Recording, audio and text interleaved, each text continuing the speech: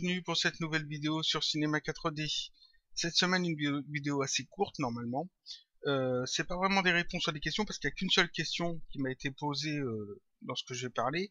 Les deux autres sujets que je vais aborder, en fait, ce sont pas des questions, c'est juste des conseils que j'ai envie de donner suite à, à des animations et des images que j'ai vues cette semaine ou la semaine d'avant même. Enfin, bref. Et donc, j'ai trouvé que c'était intéressant d'en reparler parce que c'est des choses que j'ai déjà abordées, mais il y a très longtemps en fait, dans des vidéos beaucoup plus anciennes et tout le monde va pas forcément les voir. Donc la première question que je vais, il y a trois choses, donc ça devrait être assez court. La première chose, je l'avais dit aussi, mais on m'a reposé la question, comment on peut faire un trou dans une forme en spline? C'est-à-dire que par exemple, quand on fait une forme en spline, on a par exemple un truc comme ça, on va peut-être mettre un arrondi, on va peut-être travailler un peu plus la forme, etc. Et puis la personne me pose la question, comment on peut faire un trou dans une spline? Parce qu'en fait ici on a une forme de dé, alors comment on peut faire? On peut rendre ça éditable à la limite, passer en mode point, puis après avec l'outil couteau, touche K, ici essayer de faire des trous, enfin de faire des points comme ça. Ces points-là, après on peut les déplacer forcément, mais ça fait pas un trou à l'intérieur de la spline. Donc comment on peut vraiment faire un trou à l'intérieur de la spline? Et en fait, la question est toute bête. C'est vrai qu'elle m'a été posée déjà plusieurs fois. J'y avais répondu une fois, et puis depuis on m'a reposé cette question plusieurs fois. Donc les gens ne vont pas forcément voir les anciennes vidéos. Euh, le truc c'est tout bête en fait. Il suffit de recréer une autre spline qui va faire la forme du trou, tout bêtement. Par exemple, si je veux un trou rond, je fais un rond comme ça, et puis hop, on le fait de la taille qu'on veut, on le positionne où on veut dans la scène, n'importe où. Ah, l'important c'est qu'il soit sur le même plan, comme ça, que, que la spline sur laquelle on veut créer un trou. Donc en faisant ça, là j'ai créé un trou dans la forme, mais seulement Cinema 4D n'est pas encore au courant, parce qu'en fait ici on a deux éléments séparés. Donc il faut que je rendre éditable tous ces éléments-là. Donc le rectangle c'est déjà fait vu que j'ai déjà modifié, mais s'il n'était pas fait, il faudrait le rendre éditable. Et le cercle pareil, ici c'est un cercle, il faut que j'aille en fait un tracé spline classique, donc je sélectionne toutes mes splines, et j'appuie sur la touche C ou je clique sur cette icône pour avoir ici la petite icône des splines. Donc là, c'est uniquement des splines que j'ai, il n'y a pas de primitive spline dans la scène. Donc ensuite je sélectionne tout ça, je fais un clic droit et je fais ici connecter les objets plus supprimer. Ça me crée qu'un seul élément qui contient le trou. Donc une seule spline avec un trou dedans. Et si on regarde en mettant une extrusion NURBS dessus, voilà, je mets ça dans l'extrusion NURBS, tac, on voit qu'effectivement il y a un trou. Ça comme ça, ouais. On voit bien qu'il y a un trou. Et donc là j'en ai mis qu'un seul, mais on pourrait tout à fait en ajouter plusieurs. On pourrait tout à fait rajouter un autre cercle, par exemple, plus petit, comme ça. On peut même faire j'en fais encore un autre. Cet autre cercle, je vais le déplacer, si j'arrive, voilà. Je vais le déplacer ici. Donc, comme c'est un trou dans un trou, ce n'est plus un trou. Ça va devenir en fait une partie solide. Ensuite, je pourrais tout à fait mettre un rectangle plus petit. Une forme que je retravaille. J'ai dit un rectangle, mais ça pourrait tout à fait être une forme éditée. Voilà comme ça. Je rends tout ça éditable, ça. Donc je sélectionne tout, j'appuie sur la touche C ou je clique sur cette icône. Je prends ici ma spline de base, je prends tous ces éléments-là avec CTRL-clic et je fais un clic droit, connecter les objets plus supprimer. Et là en fait, qu'est-ce que j'ai? J'ai la forme générale, j'ai un trou ici rond, un trou carré. Ici j'ai un grand trou rond avec dedans en fait une forme pleine. Et si on met ça dans l'extrusion NURBS, vous allez voir ce que ça donne, tac, ça donne bien effectivement la forme avec un trou rond, un trou carré, un grand trou avec une forme pleine. En fait, Cinema 4D est pas bête, il voit que quand il y a une spline dans une spline, c'est un trou, tout bêtement. Donc, comment on fait des trous dans les splines, c'est comme ça. Donc ça, c'était la seule question qui m'avait été posée, que j'avais trouvé intéressante de réexpliquer en vidéo. Alors ça, je l'avais déjà expliqué hein, il y a un bout de temps, je crois sur la vidéo sur les splines, et puis, il me semble que c'est ça. Et puis, bah, on me repose la question assez souvent, donc je leur dis comme ça. Ensuite, alors là, c'est pas des questions, c'est des conseils que j'ai envie de donner. Je ferai peut-être des vidéos de conseils juste avec au niveau de l'animation surtout peut-être. Euh, le premier conseil va concerner les néons. En fait, sur le forum Graphorgraph, quelqu'un a fait une image avec des néons et puis je me suis dit tiens, il y a plusieurs méthodes de faire des néons et ça serait bien d'en reparler parce qu'il y a une méthode qui est bien, l'autre méthode qui est pas forcément plus mauvaise ni meilleure ni autre, mais chacune des deux méthodes ont leurs avantages et leurs inconvénients. Alors la plupart du temps, quand on veut faire un néon dans Cinema 4D, on va faire une forme d'ailleurs, je vais faire un tore.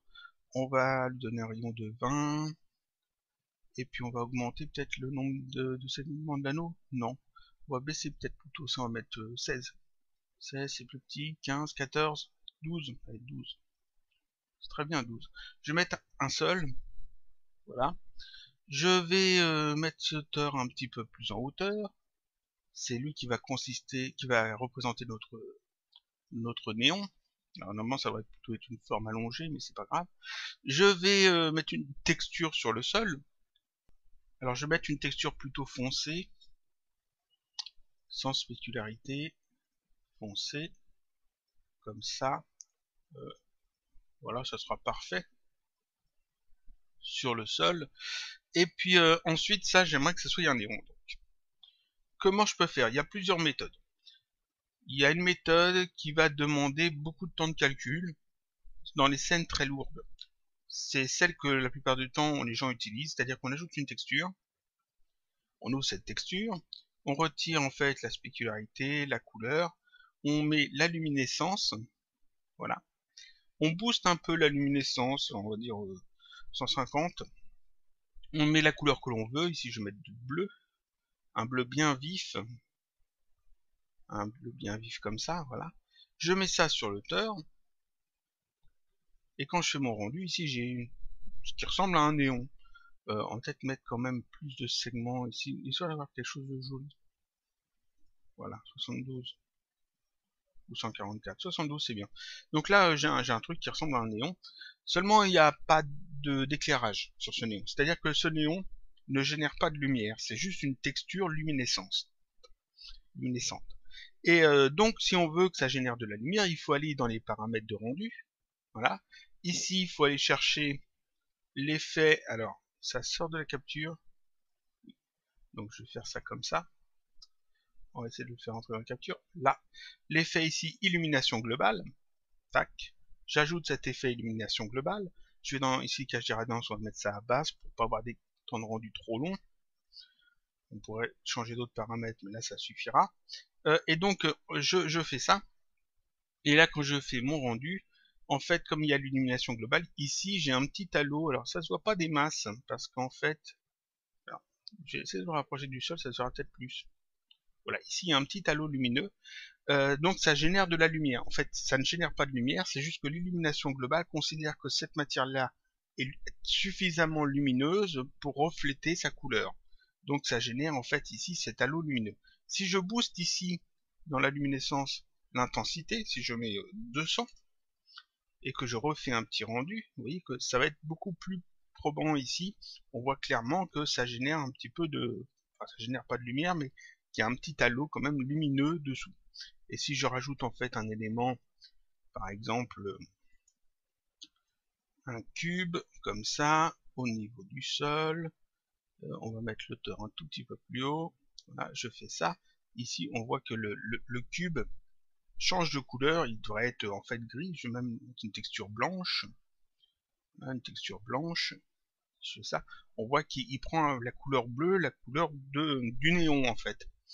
Donc là on a, première chose, on a une première technique pour faire des néons. Cette méthode est bien, mais seulement ça utilise l'illumination globale, et ça ne génère pas de lumière comme je dis.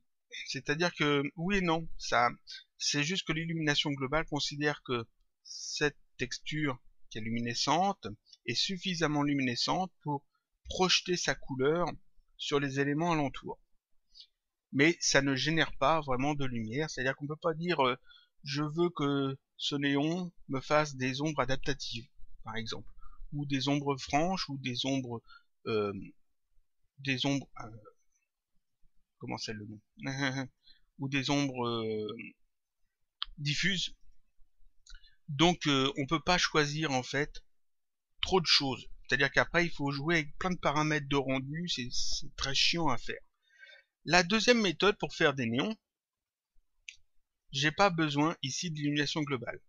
Donc ça, je peux même le retirer. Donc là, si je refais un truc comme ça, j'ai seulement mon néon, on a juste la couleur, et en fait, ça ne génère aucune lumière. On voit que ici, le cube est resté bien blanc. La deuxième méthode consiste pas à utiliser une texture, donc je peux virer même ça. La deuxième méthode consiste à utiliser ici un éclairage de surface. J'ajoute un éclairage de surface à la scène. Donc voilà un éclairage de surface. Ça ressemble à ça quand on fait le rendu, on a en fait la lumière d'un côté, la lumière de l'autre, et puis des petites bandes noires ici, parce que c'est sur la tranche de l'éclairage de surface. On l'arrange comme on veut, l'éclairage de surface. Et ici, je prends le Tor, je le rends éditable avec la touche aux icônes, parce qu'il faut que ce soit un objet polygonal pour que ça fonctionne cette méthode. Donc je le rends éditable, je retourne dans mon éclairage de surface, je vais dans Détail, ici l'onglet Détail, et ici j'ai, alors je vais agrandir un petit peu ça peut-être, ici j'ai Surface rectangle. L'éclairage de surface a la forme d'un rectangle.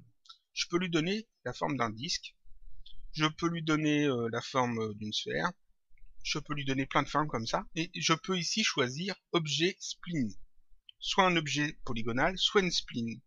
Et ça, c'est très intéressant. Je prends Objet Spline. Ça, je l'avais déjà expliqué sur un mini tuto sur l'éclairage de surface, mais là, je le redis un peu que c'est le sujet. Donc ici, je prends Objet Spline et je peux ici y mettre un objet polygonal ou une spline. Donc on va mettre l'objet polygonal le Tor. Tac. Ensuite, ici, dans les paramètres qui sont en dessous, j'ai ici Afficher au rendu. Je vais cocher ça. Tac. En cochant ça, en fait, on affiche l'éclairage de surface. C'est-à-dire que ici, si j'avais pas mis ça, et que je fais comme ça, je remets ici rectangle, et que je fais mon rendu, ici on voit qu'il s'affiche au rendu, parce que j'ai coché cette partie-là. Mais ici, comme je choisis Objet Spline, et que j'indique ici que c'est l'auteur, mon éclairage de surface n'aura pas la forme d'un rectangle, mais il aura la forme de cet objet. Et si je fais mon rendu, ici on voit qu'on a un objet lumineux, et cette fois c'est vraiment un objet lumineux, c'est un objet qui émet de la lumière. L'éclairage de surface qui est au centre a disparu, il est toujours là, hein, l'objet est toujours là, mais seulement c'est cette forme-là qui est utilisée pour faire la forme de la lumière. Je peux donc aller ici ensuite, toujours dans ma lumière, dans Généralité, et changer ici la couleur. On va reprendre une couleur dans les bleus. Voilà, et je peux faire mon petit rendu. Ici, j'ai effectivement une couleur. Et là, si je veux, je peux ajouter des ombres. Tac. Voilà, et ça me génère en plus des ombres. Et là, j'ai vraiment quelque chose qui est un néon, en fait. Ça génère de la lumière et ça a la forme du néon. Donc, c'est plus intéressant parce que ici, j'utilise pas l'illumination globale.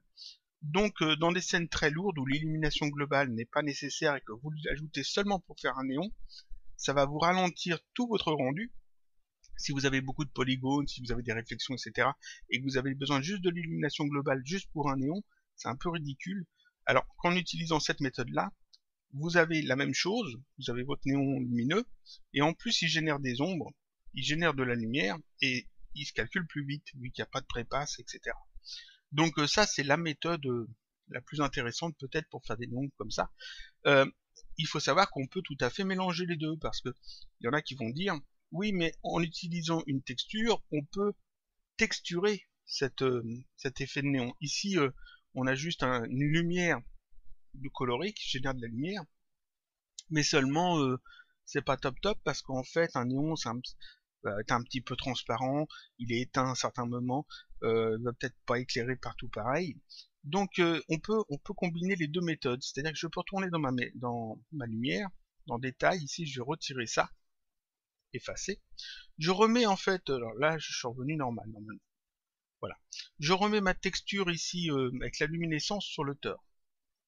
On va la retravailler un peu cette texture luminescence, je l'ouvre, je vais lui ajouter un petit peu de transparence, juste un petit peu de transparence, pas beaucoup, juste un petit peu comme ça. Voilà, ça fait une lumière, ça fait un truc transparent. Et ici, ça continue d'émettre de la lumière parce que ici j'ai cette lumière là. On va la retirer cette lumière là pour le moment. Donc voilà, j'ai ça. Là, j'ai pas d'ombre, j'ai pas de lumière, etc. Mais seulement, je veux que ce néon soit un peu plus vif, il émette de la lumière. Donc je vais créer une spline cercle que je vais mettre dans le bon sens. Voilà, je vais la placer à la même hauteur que le néon. Ah ben, je l'ai mis pile comme il faut. Et je vais la rendre éditable, cette spline cercle. Voilà. Et ensuite, dans la lumière, je remets la lumière. Dans la lumière, ici, objet spline, je vais indiquer cette spline cercle. Et donc, en faisant ça, ici, ma lumière, je peux même retirer le néon temporairement pour bien montrer. Ici, vous voyez que j'ai toujours le halo lumineux. J'ai pas ajouté l'illumination globale ici. J'ai toujours le halo vert lumineux parce que j'ai toujours cette lumière qui génère de la lumière, mais seulement avec la forme de ce cercle. Donc on peut même aller le vérifier en changeant la couleur ici.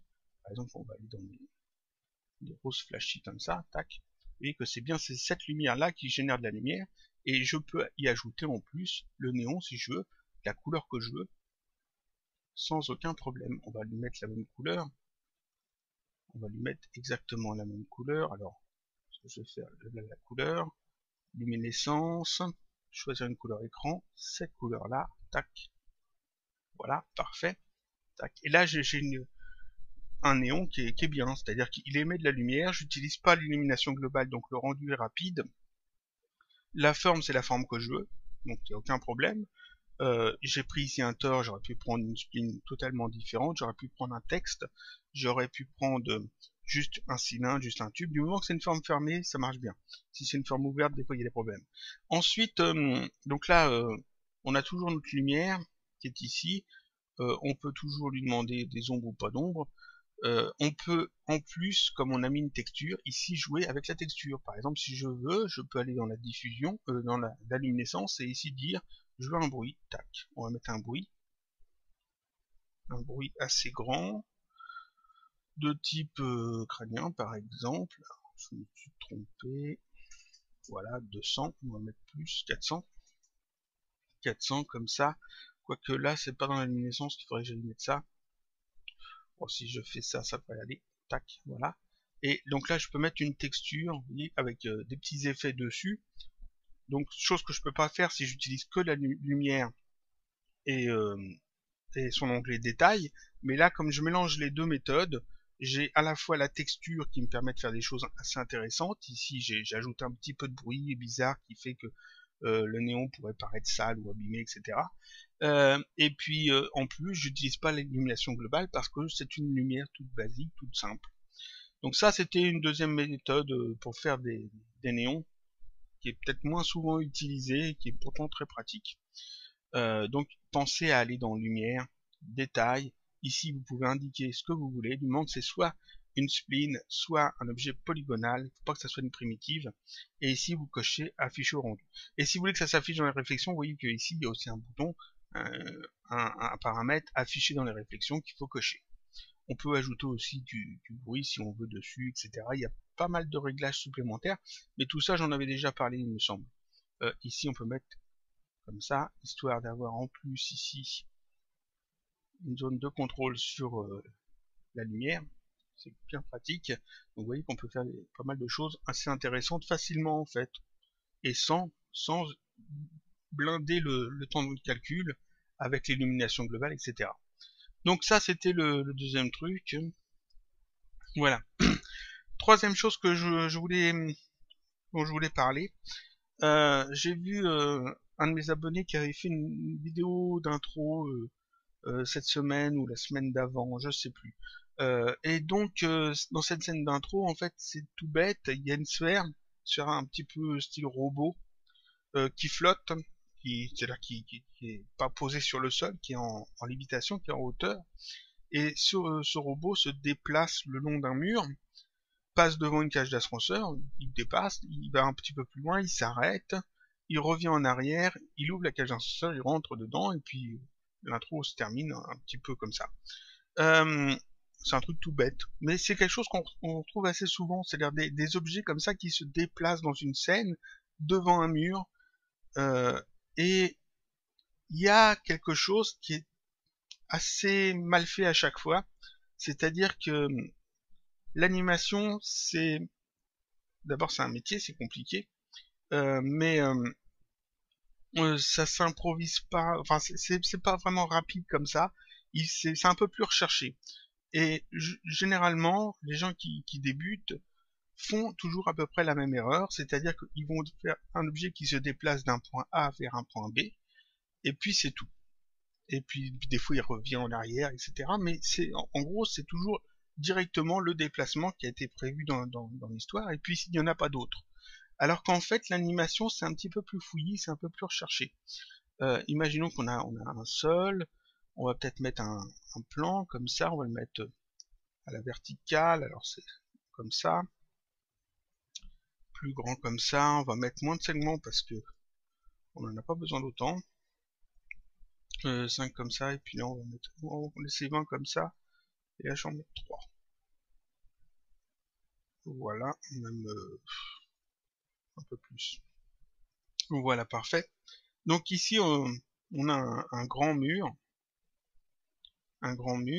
et puis donc comme j'ai dit, dans l'animation que j'ai vue, qui est pas mauvaise, hein, mais disons que c'est perfectible, et c'est pour ça que j'en viens, on a un truc comme ça, et c'est quelque chose que je vois assez souvent.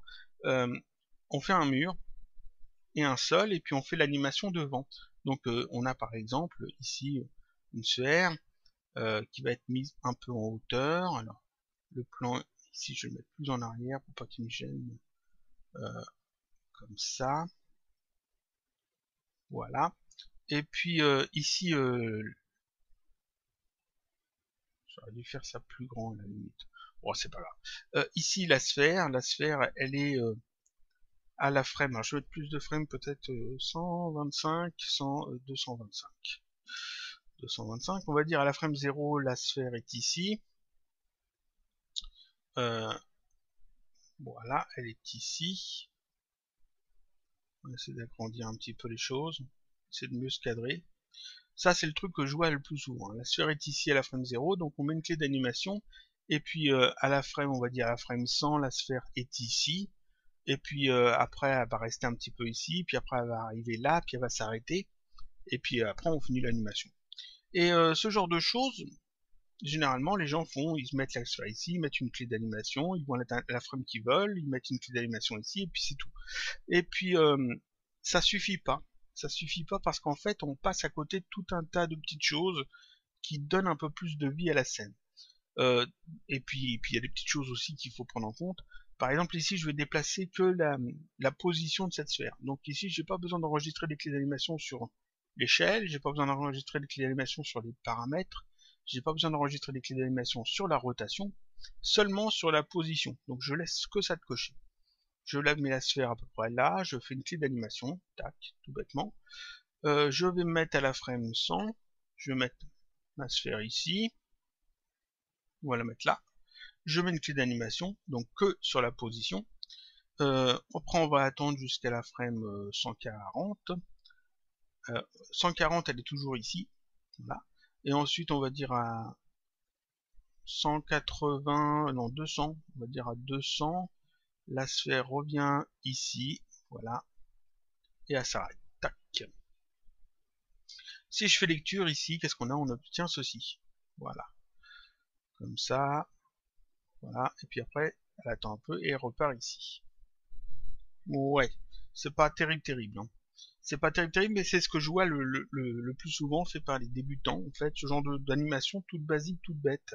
C'est-à-dire qu'on a un objet qui se déplace d'un point A à un point B, après du point B au point C, et puis c'est tout. Et puis en fait, on passe devant plein de petites choses. Alors quoi, par exemple, ici on va dire que c'est un robot en lévitation, une soucoupe volante ou un truc comme ça, donc il y a toujours un petit mouvement résiduel, en fait, il y a toujours un mouvement secondaire qu'on va dire. Si c'est uniquement un déplacement comme ça, c'est pas crédible.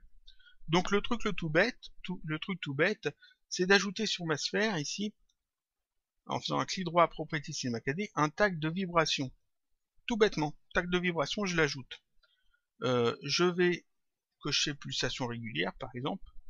Je vais cocher ici modifier la position. On va pas modifier la position sur X, on va la modifier ici sur Y, on va mettre 10 cm, on va dire une fréquence de 1, on va essayer comme ça.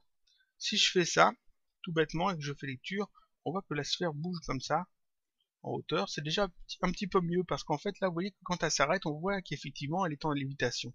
Il y a un petit mouvement. Et ce truc-là, c'est tout bête à faire. Vous voyez, j'ai juste ajouté un tag de vibration. On peut même le rendre plus léger encore, en faisant un truc comme ça, et puis ici seulement, si je fais ça, voilà, on a un truc qui est encore beaucoup plus léger. Et là, comme ça. Et rien que ça ajoute en fait à l'animation. Rien que ça rend le truc un petit peu mieux. Alors ici, je vous montre en fait sur une sphère qui se déplace tout bêtement latéralement comme ça. Mais ça, c'est aussi valable pour plein d'autres petites choses. C'est-à-dire qu'ici, on a juste une sphère qui se déplace, mais si c'était un personnage qui se déplaçait. Si c'était un personnage qui marche, par exemple, on va avoir les vêtements qui vont bouger, on va avoir les bras qui vont être un peu plus ballants, on va avoir peut-être les cheveux, etc. Donc c'est plein de petits détails qu'il faut prendre en compte et que généralement, pour quelqu'un qui débute, qui fait de l'animation, oublie tout bêtement parce qu'en fait, on se focalise sur la scène que l'on veut faire, c'est-à-dire un objet qui va d'un point A à un point B, et on oublie en fait tous ces petits mouvements qui sont en plus. Ici, juste en ajoutant comme ça le tag de vibration sur la sphère, sur la hauteur, j'ajoute un petit peu plus de vie sur la sphère. Sans le tag de vibration, si je désactive le tag de vibration et je fais lecture, on voit juste la sphère qui se déplace bêtement, qui revient ici et qui repart ici. On n'a pas dans l'idée que c'est une machine qui est en train de voler. On n'a pas dans l'idée que c'est une soucoupe volante ou un robot en lévitation, etc. On a juste une sphère qui se déplace. Et ça manque de vie. En rajoutant rien qu'un petit peu comme ça, de vibration sur la sphère, un truc qui est vraiment tout bête à mettre, vous voyez, et juste en faisant ça, tac, ici on a quelque chose qui est beaucoup plus vivant, parce qu'en fait il y a ce mouvement qui ne s'arrête jamais, et qui rappelle à la personne qui regarde la vidéo que effectivement c'est quelque chose qui est en train de voler, et que c'est normal que ça vole, parce que on voit que ça bouge, et puis que c'est comme ça. Alors que si c'était immobile, ça casse en fait l'idée du robot qui vole, ça casse le truc, on voit que c'est faux. Ici, j'ai mis donc le tag de vibration juste sur la sphère, mais ce tag de vibration, on peut l'utiliser sur d'autres choses.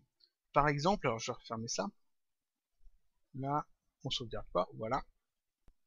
Imaginons maintenant que c'est non pas une sphère qui se déplace, mais c'est votre caméra. Alors je vais refaire une petite scène toute bête, je vais faire un truc comme ça.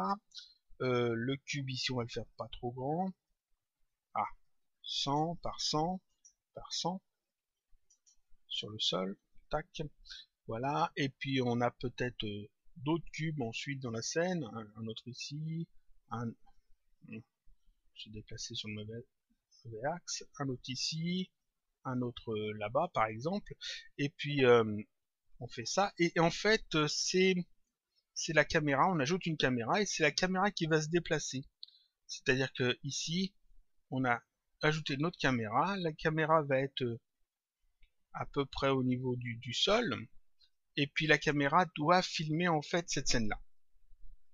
Et souvent ce que je vois, c'est que les gens qui débutent dans l'animation se mettent dans la caméra, vont la déplacer comme ça, avec ces éléments-là, ces trois icônes, ils vont la mettre ici, ils vont mettre une clé d'animation, ils vont avancer un petit peu, on va se dire, alors je vais remettre 225, on va aller à la frame 100, ah, je dis 225, on va aller à la frame 100, voilà, et puis à la frame 100, on va déplacer la caméra, alors il faut la déplacer comme ça, faire un petit zoom arrière, on se met là, on remet une clé d'animation, et puis en fait on se dit, bah voilà, ici la caméra va bouger comme ça, et là qu'est-ce qu'on a? On a quelque chose qui est moche, c'est-à-dire que, pourquoi c'est moche? Parce qu'en fait on voit que la caméra bouge, mais vous voyez que ici il n'y a rien qui est vraiment ciblé par la caméra, parce qu'on l'a bougé manuellement avec ces icônes-là.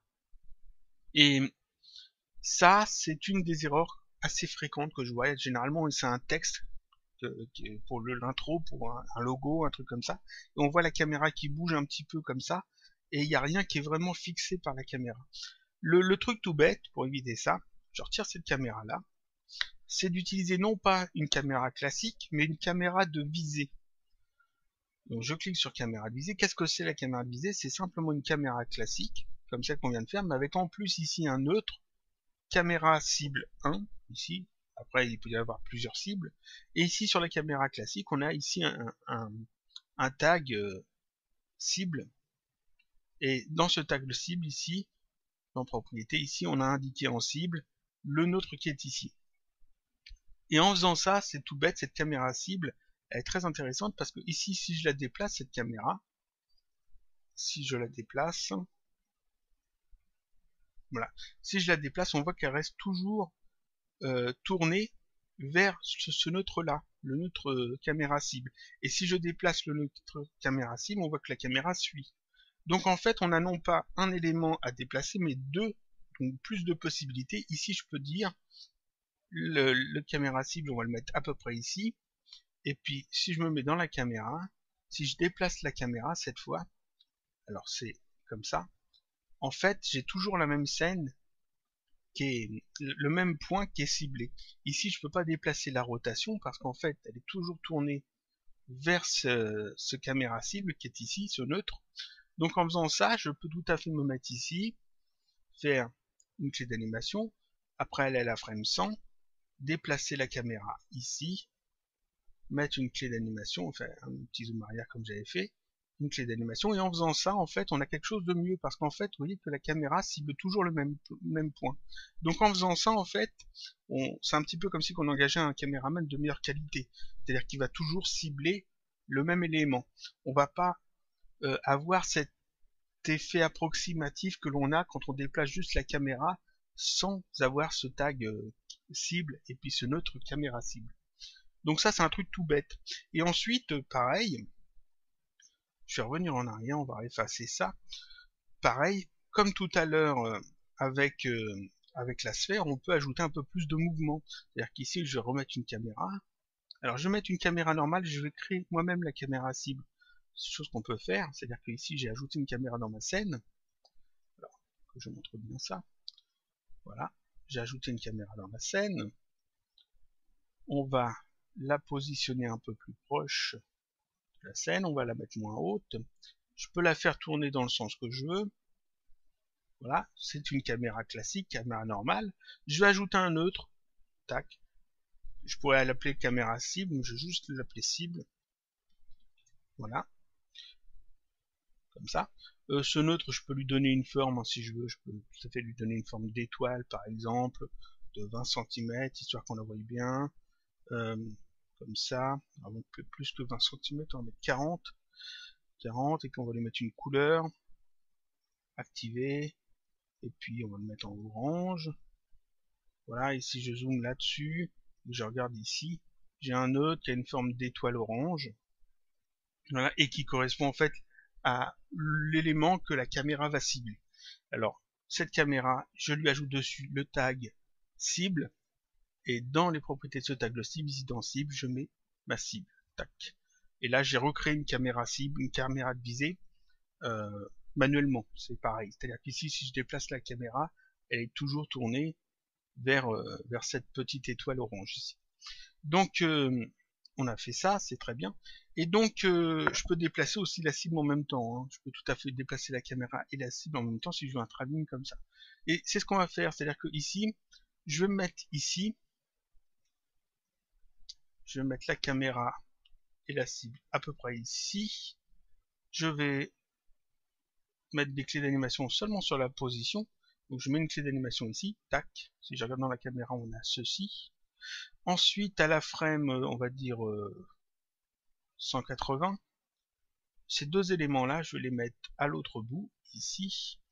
Et je mets une clé d'animation, voilà. Donc j'ai quelque chose qui se déplace comme ça. Si je me mets dans la caméra, voilà ce qu'on obtient. Un travelling, tout bêtement. Et ici, c'est assez rigide, en fait. Donc, qu'est-ce que je peux faire? Je vais sur ma caméra. Je vais même sortir de la caméra. Voilà. je fais un clic droit, je vais ajouter mon tag de vibration, comme je l'ai fait pour la sphère juste avant. Je vais modifier la position.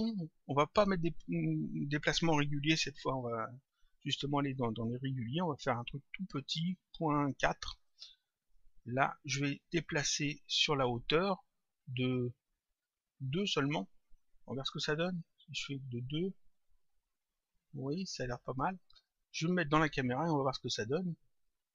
Je fais lecture, et ici en fait, alors 2 c'est pas assez pour bon pour le tuto. 4, 6, on va mettre 8, lui on va essayer avec 8. Je fais 8, je fais lecture, et en fait ici la caméra, ça se voit pas des masses, mais elle bouge en fait. Alors, on va mettre 1, comme ça on va essayer d'exagérer le truc. Si je mets 2 par exemple, on va exagérer carrément. Voilà, ici là c'est beaucoup trop, ça bouge beaucoup trop. Mais on va baisser un peu. En faisant un truc comme ça, tout bêtement, en fait, on recrée un petit peu une caméra qui serait tenue à l'épaule, par exemple, et la personne qui bouge, la personne qui avance, et comme il y a un mouvement de haut en bas, en fait, on a un petit peu plus l'impression que la caméra est effectivement tenue par quelqu'un. C'est moins rigide. Alors, forcément, dans le cinéma, on essaie justement de minimiser ces petits mouvements. Même sur les derniers caméscopes, il y a des systèmes qui réduisent en fait les mouvements, mais seulement ici, on essaie justement de retrouver ces petites imperfections. Donc, en faisant ce genre de choses, tac, comme ça, on pourrait même rajouter un petit peu ici, comme ça, sur Z, pour avoir encore un petit peu plus d'aléatoire.